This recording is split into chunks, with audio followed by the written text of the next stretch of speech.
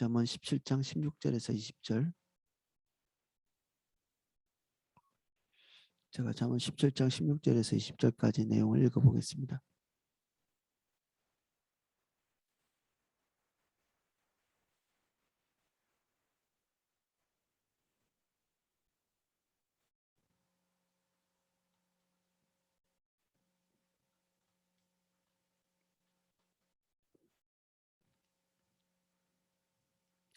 미련한 자는 무지하거늘 손에 값을 가지고 지혜를 살해하면 어찌민고. 친구는 사랑이 끊어지지 아니하고 형제는 위급한 때를 위하여 낳느니라. 지혜 없는 자는 남의 손을 잡고 그의 이웃 앞에서 보증이 되느니라. 다툼을 좋아하는 자는 죗가를 좋아하는 자요 자기 문을 높이는 자는 파괴를 구하는 자니라. 마음이 굽은 자는 복을 얻지 못하고 혀가 패역한 자는 재앙에 빠지느니라. 아멘. 내용을 살펴보겠습니다. 오늘 내용이 전반적으로 주석이나 학자들이 선명하게 이것이다 저것이다 결론 내리지 못하는 부분들이 많습니다. 때에 따라서 이것을 선택하기도 하고 때에 따라서는 저것을 선택하기도 하고 그렇습니다. 그런데 뭐 그 양갈래로 나누어지는 것이 있다 할지라도 그 양갈래가 다 어떤 큰 문제가 없는 그런 내용들이 많습니다. 미련한 자는 무지하거늘 손에 값을 가지고 그 지혜를 살해함은 어찌민고. 미련한 자는 무지하다. 손에 값을 가지고 지혜를 살해한다. 값을 가지고 지혜를 살려고 할 만큼 무지하다. 이런 얘기일 수도 있고, 그리고 미련한 자가 무지해서 그것을 값을 가지고 살려고 할 만큼 무지하다. 이런 얘기도 될 수 있습니다.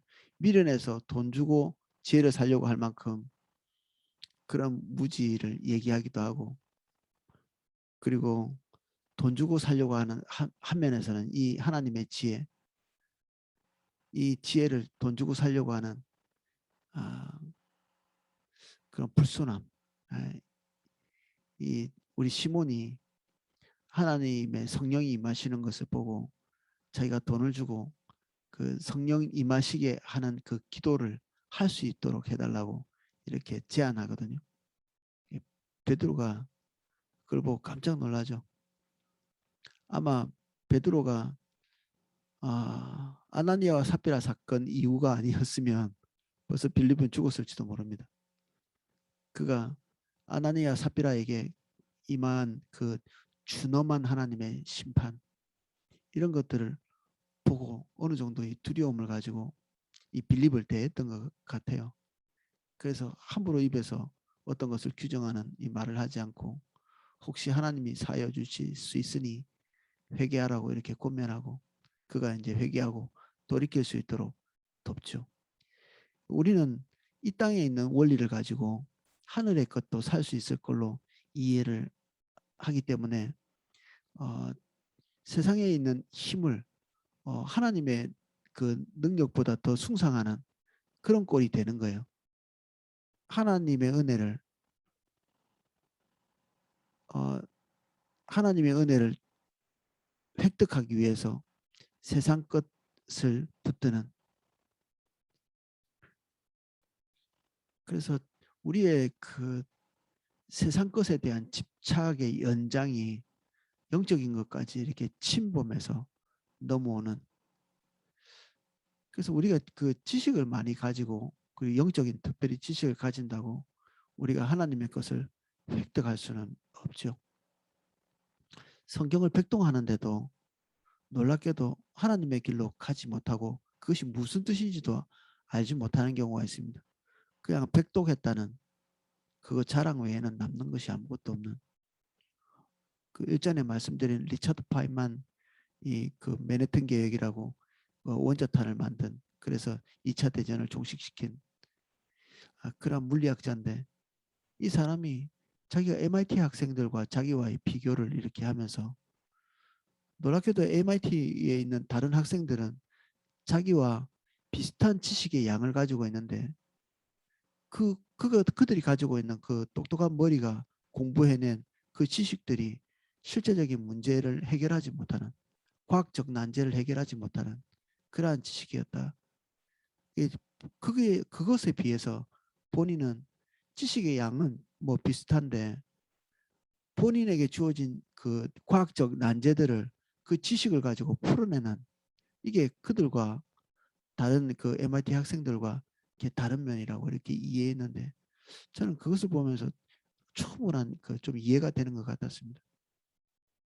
우리가 성경을 읽고 그리고 성경의 내용을 알고 그리고 수차례 우리가 성경을 읽었고 때로는 10독, 20독, 30독, 뭐 그 앞에 말씀드렸던 100독까지 했을 때 그것이 우리에게 무엇인가, 그 읽은 것이 큐티하고 묵상했는데 그것이 우리에게 무엇인가, 어떤 의미가 있는가. 뭐 공자 그 우리 논어의 그 저자인데 그 논어를 읽고도 이전의 삶과 동일하다면 논어를 읽은 것이 아니다. 뭐 그런 얘기를 어디 책에 보니까 이렇게 써놨더라고요. 같을 수 없죠. 왜냐하면 가는 길이 잘못됐다는 걸 아는데 계속 밀어붙이는 것은 미련하기 짝이 없습니다. 나중에는 어떻게 되냐면 무엇을 읽든지 자기 생각대로 해석하게 됩니다. 이 반복적으로 그러면 처음부터 그러지는 않습니다. 우리가 하나님의 말씀이 우리 안에 들어와서 뼈아픈 어떤 충고처럼 이렇게 딱 남거든요. 그때 돌이키면 하나님의 말씀이 족족 우리에게 선하고 아름다운 기준이 되어서 우리를 변화시키고 우리를 구원하는 중요한 그 도구가 되는데,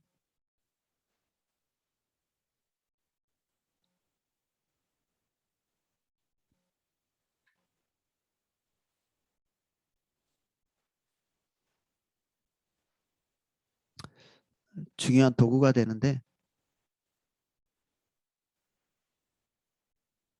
음, 그렇지 않은 경우도 얼마든지 있을 수 있다. 얼마든지. 읽음에도 불구하고 그리고 자세히 꼼꼼히 살핌에도 불구하고 그 하나님의 말씀이 우리에게 전혀 도움이 되지 않는, 이게 우리의 중심의 문제이기도 하고요. 그리고 하나님을 별로 안 좋아하는 거죠. 하나님의 말씀을 대하는 자세, 새벽에 나와서 큐티를 하려고 이렇게 앉아있는 그 마음의 자세, 이게 어쩌면 하나님의 말씀을 대하는 것보다 훨씬 더 선제적으로 있어야 될 조건입니다.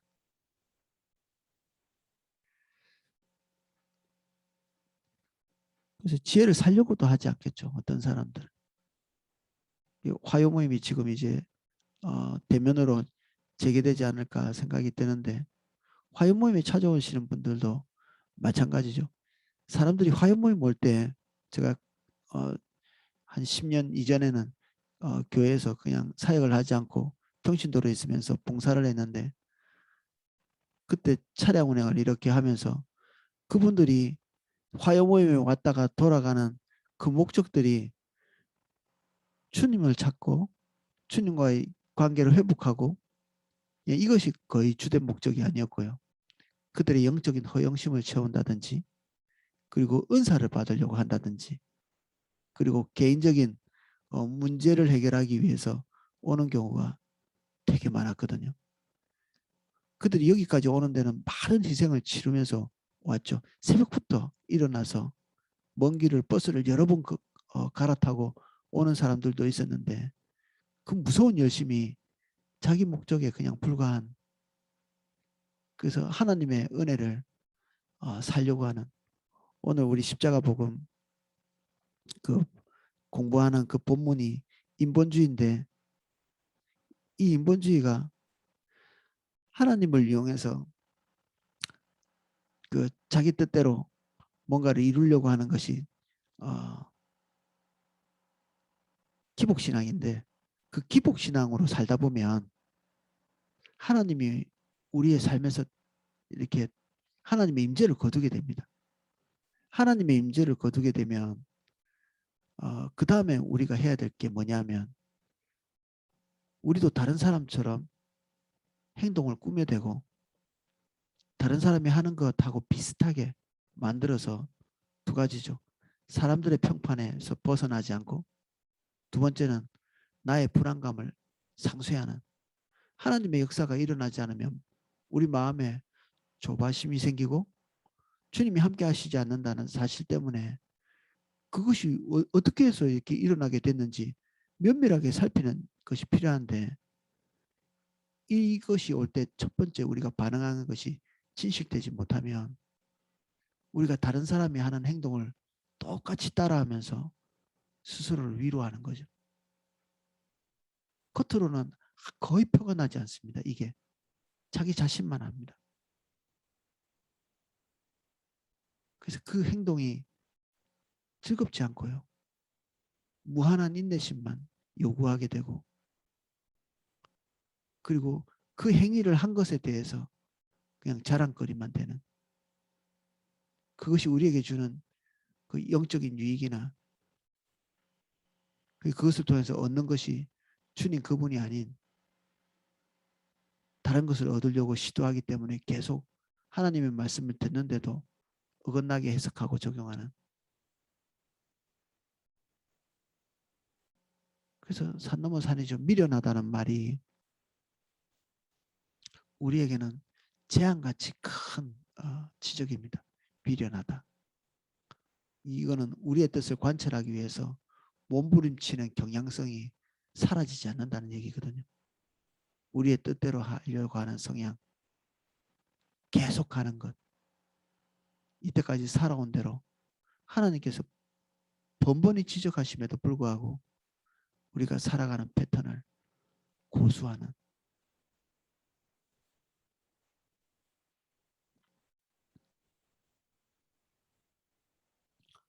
친구는 사랑이 끊어지지 아니하고 형제는 위급한 때를 위하여 낳느니라. 이것도 두 갈래입니다.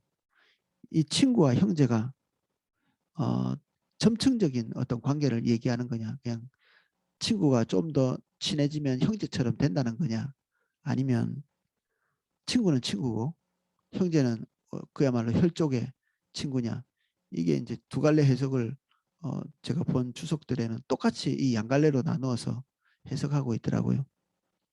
예, 저도 이제 기도하면서 하나님 앞에서 이 문제를 가지고 새벽에 씨름하면서 예수님 생각이 났습니다.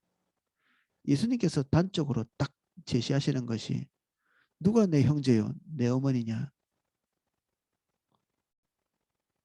하나님의 뜻대로 행하고 아버지의 뜻대로 행하는 자 그가 형제요 그가 자매다 그가 어머니고 그가 친족이다. 여기에 뭐 보편적으로 적용하면 진짜 피를 나눈 형제로 이해할 수도 있지만 우리도 뭐 알다시피 피를 나눈 형제라고 우리가 뭐 끝까지 모든 것을 책임질 수 있는 것은 아니죠. 우리에게 그런 의무가 있다는 사실을 기본적으로 잊어버려서는 안 될 겁니다. 이스라엘 백성들은 어, 그 가뭄이 들어서 그 혈족이 가까운 혈족들이 굶고 있을 때 자기 집에 양식이 풍성한데 나누어지지 주지 못 않는 것 때로는 매점에서 가는 것 이런 것 자체를 악으로 봤거든요. 그러니까 우리의 혈족을 돌아보지 않는 것 이것은 신약 성경에도 말하는 것처럼 불신자보다 더 악한 자라고 이렇게 얘기하고 있죠. 그들이 궁지에 몰려 있고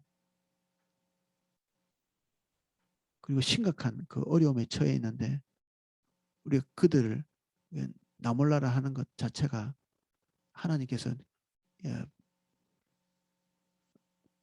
곱게 보지 않는 그런 요소죠. 동시에 여기에 말하는 것이 형제처럼 가까이 해야 될 그런 사람을 지칭할 수도 있습니다. 하나님 뜻대로 행하는 자, 하나님의 인도를 따라가는 자, 그들이 지금 하나님의 인도를 따라 더 가기 위해서 분투하고 있는 자라면 그가 가지고 있는 고충과 어려움을 우리가 방치하거나 나몰라라 해서는 안 되는 거죠. 그래서 육신의 형제보다 한면에서는 영원히 관계를 맺게 될 우리의 영적인 가족들, 예수 그리스도 안에서 하나 된 우리 영적인 식구들이 월등히 좋은 그리고 궁극적인 그런 관계라고 할 수 있겠죠.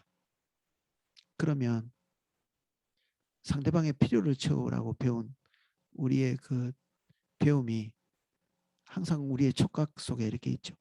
우리 지체도 되게 잘하고 있는 걸 제가 많이 발견합니다.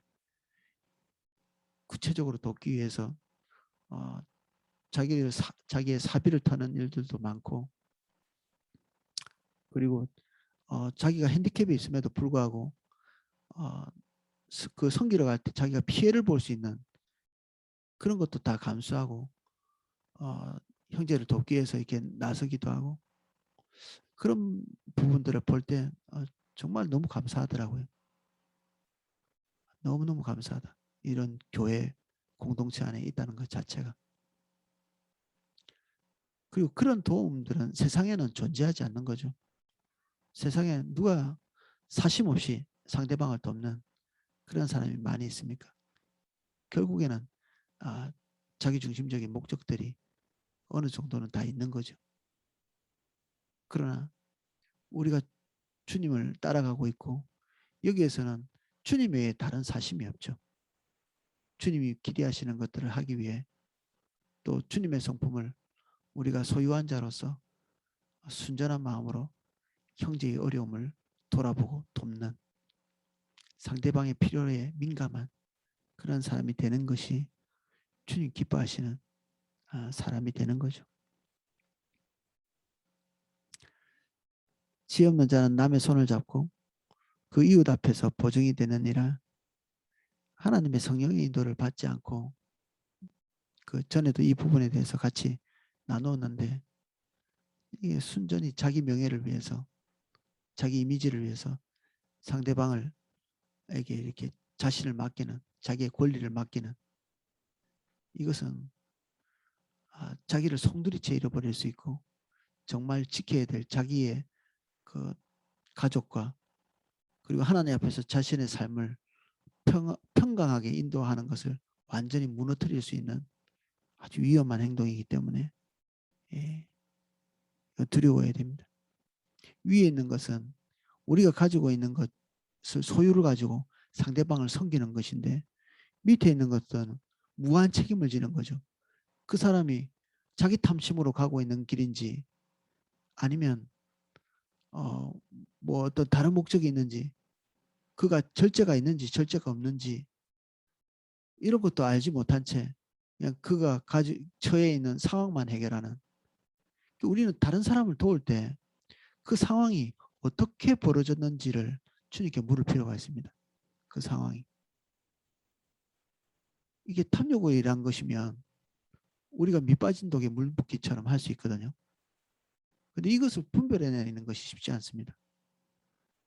우리는 섣불리 그 사람이 어려운 처지에 있을 때 순간적으로 그 사람을 정죄할 수도 있고, 또는 하나님께서 지금 행하고 계시는 어떤 다루심 가운데 있는데 우리가 하나님의 다루심을 개입해서 하나님의 행하심을 막을 수도 있습니다. 우리의 선의가.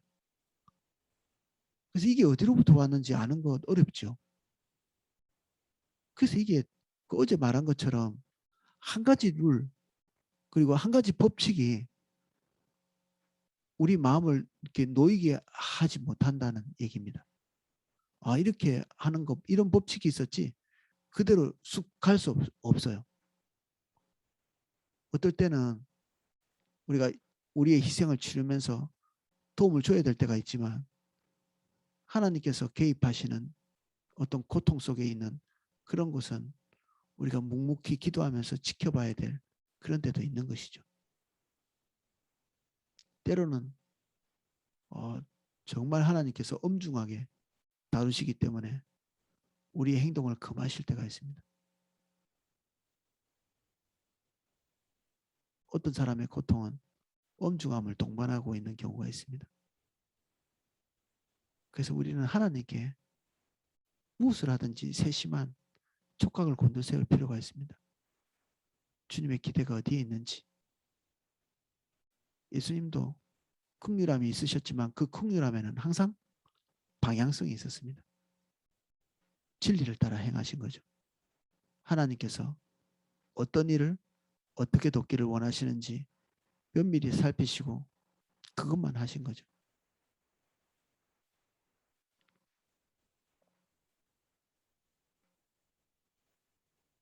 다툼을 좋아하는 자는 죗가를 좋아하는 자요. 자기 문을 높이는 자는 파괴를 구하는 자니라. 다툼을 좋아하는 사람은 시시비비를 가리는 사람이죠. 자기 명예를 자기가 책임지고 일일이 그러한 것들을 자기 힘으로 이렇게 만회하려고 하는 자인데 결국 하나님께 자기 명예를 맡기지 않기 때문에 이런 일을 합니다. 그래서 억울한 것을 참지 못하고 견디지 못하는. 그래서 반드시 바로 잡아야만 되는. 그래야만 직성이 풀리는. 다툼이 끊어지지 않죠. 뭐든지 간에.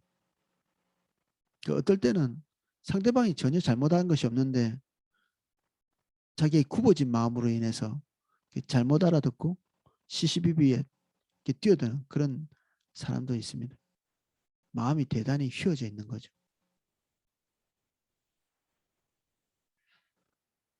자기 문을 높이는 자, 이거는 그 문자 그대로 문을 높이 짓는다는 뜻에서 유래한 것인데 이것이 뭐 어떤 면에서는 부를 축적한 사람이 자기 대문을 높이는 그리고 담을 높이는 이런 것을 지칭한다고도 하고 또 한면에서는 다른 사람들이 우리를 넘어오지 못하도록 거만한 자세를 가지는 이 문이 비유적으로 말하면 입을 높인다는 이런 얘기도 되는데 입을 높이면 이렇게 거만한 자세가 되잖아요. 턱을 높이고 처칠이 항상 턱을 앞으로 내밀라고 이렇게 조언했는데 낙심될 때마다 그래서 뭐 다소 이렇게 거만한 모습을 처칠은 이렇게 그런 얼굴을 가지고 있었죠. 굳세게 되려고 뭐 애를 썼는지 모르겠는데 성경에는 이 두 가지 경우 다 정죄하고 있죠. 자기의 문턱을 높여서 다른 사람들이 자기 영역으로 들어오지 못하게 하거나 또는 이것은 자기와 남을 분명하게 구분하는 교만한 마음으로 구분하는. 그래서 교회 안에서 흔히 행할 수 있는 것은 영적인 체하는 것. 항상 슈퍼내추럴한 삶, 초월적인 삶을 사는 것처럼 이렇게 얘기하는 지나치게 종교적인 언어를 많이 쓰는.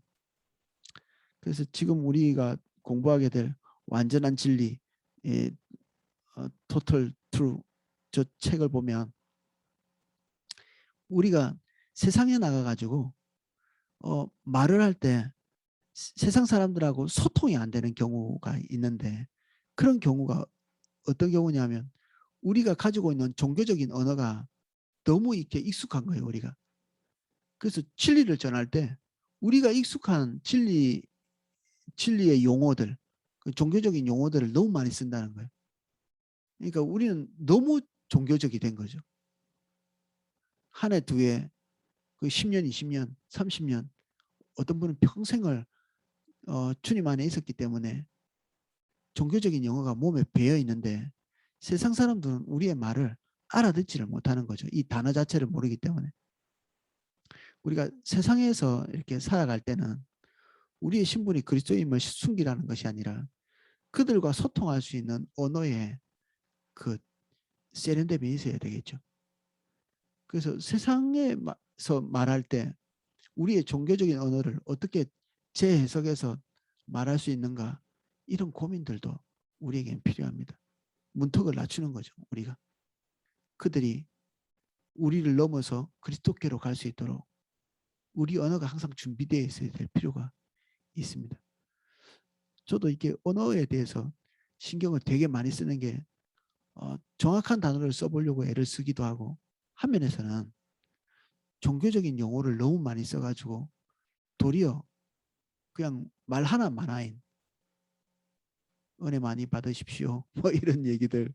도대체 그 은혜가 상징하는 것이 뭔지 우리가 너무 이렇게 퉁치는 거죠. 마치 대명사 거시기처럼 거시기 거시기 거시기 하지만 그 거시기가 뭘 의미하는지도 모르고 그냥 다 퉁쳐서 이렇게 사용하면 복음의 이 진수가 가려질 가능성이 많죠. 그것이 무엇인지 분명히 말해서 상대방과 이렇게 소통할 수 있도록 만드는 것. 특히 불신자들이나 초신자들이나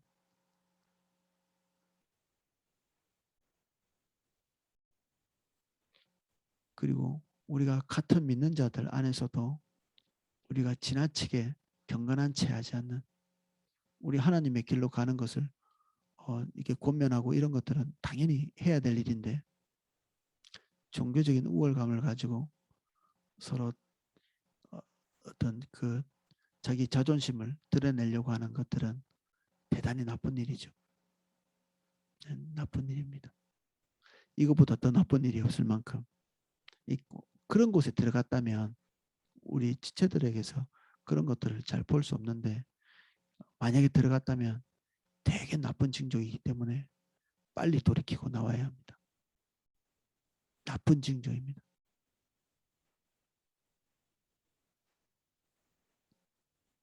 마음이 굽은 자는 복을 얻지 못하고 하나님의 기준이 버젓이 있는데 우리 휘어진 그대로 고수하고 있는 것 이것이 마음이 굽은 것입니다. 복을 얻지 못한다. 하나님으로부터 오는 모든 좋은 것 이거 복입니다. 하나님으로부터 수여되는 모든 좋은 것 이것이 그 사람에게 임하지 않는다. 복은 행운이 아닙니다. 행운은 지각이 없죠. 뭐 어쩌다가 얻어 걸리는 게 행운인데 복은 정확한 지각이 있습니다. 하나님께서 추심하겠다고 하는 그 대상에게 주어지는 거죠. 그래서 조절 불가능하고요. 우리의 뜻대로 이것을 조정해서 얻어낼 수가 없습니다. 주님께서 결정하신 그러한 자에게 임하는 거죠. 하나님으로부터 오는 모든 좋은 것은 그분 안에 있을 때 주어집니다. 하나님 안에 있을 때.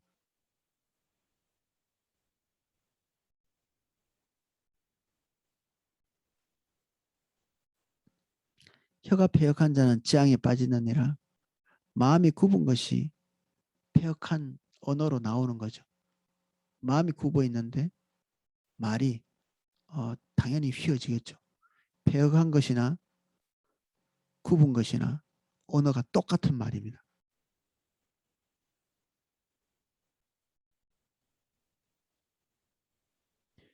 말을 친절하게 한다고 패역하지 않은 것은 아니죠. 진리를 담고 있지 않은 때로는 듣기 좋은 말 이런 것들을 해가지고 그 이스라엘 백성들의 마음을 훔쳐가는 거짓 선지자들도 있었는데 그들의 말이 휘어져 있는 말이었죠. 하나님의 기준이 버젓이 살아있는데 그들의 특별한 목적을 가지고 그 진리를 휘게 만드는 이게 말투나 뭐 거칠거나 곱거나 그것을 말하는 것이 아닙니다.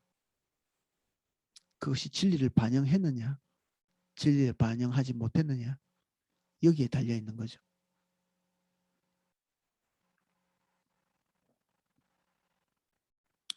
그래서 이 종국에 복이 있거나 재앙이 있습니다. 우리가 하나님을 구슬리는 사람이 되어서는 안 됩니다.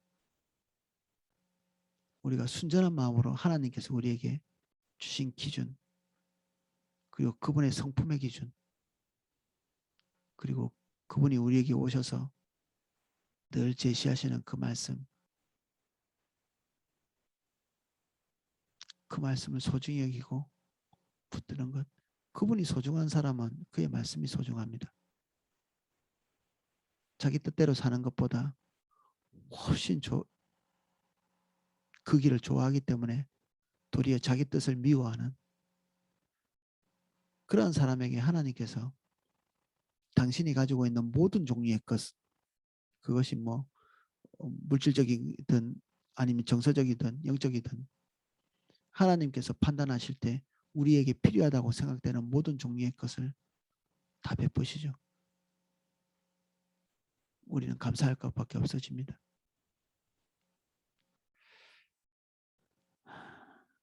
오늘은 여기까지 살펴보겠습니다.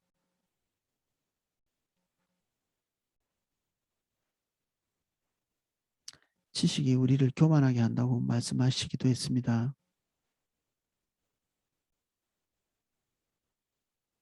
우리는 알고 있지만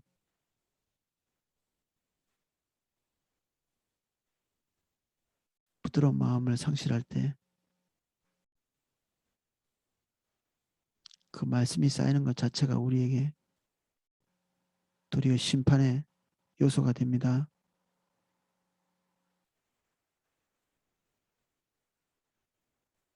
성령 충만을 잃지 않도록 주님 도와주십시오.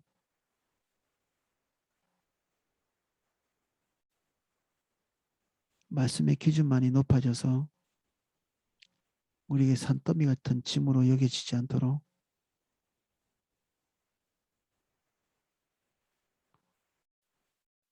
말씀이 즐겁게 해주십시오. 이 즐거움이 우리에게 유익입니다.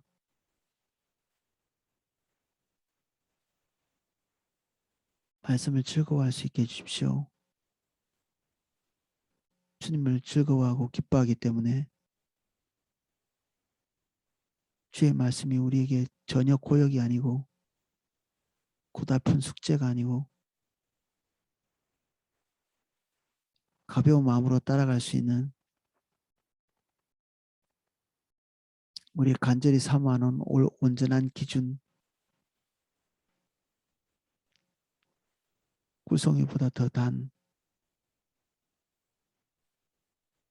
언약의 말씀 되게 해 주시옵소서.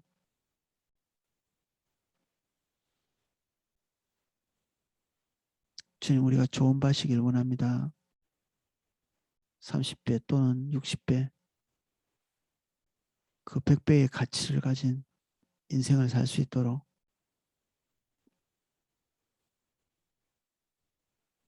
세속의 저급한 가치를 따라 머물러 있지 않게 해주십시오. 우리 3교구, 4교구 모든 지체들 예수님 이름 축복합니다.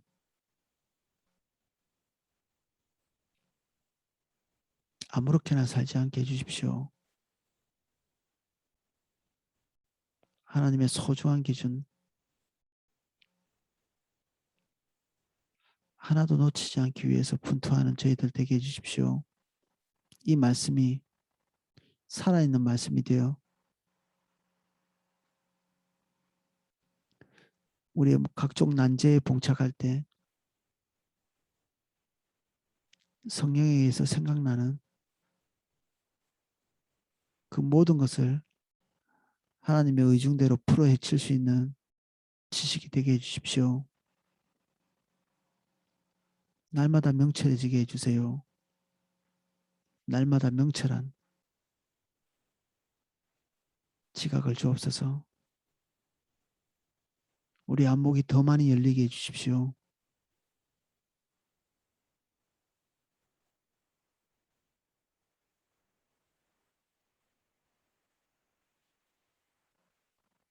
예수 그리스도의 이름으로 축복합니다.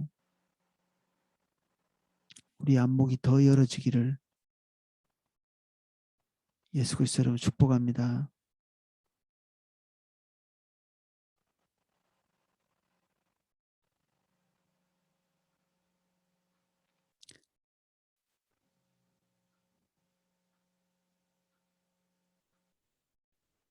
예수님 이름으로 기도하였습니다. 아멘. 예, 제가 또 말씀을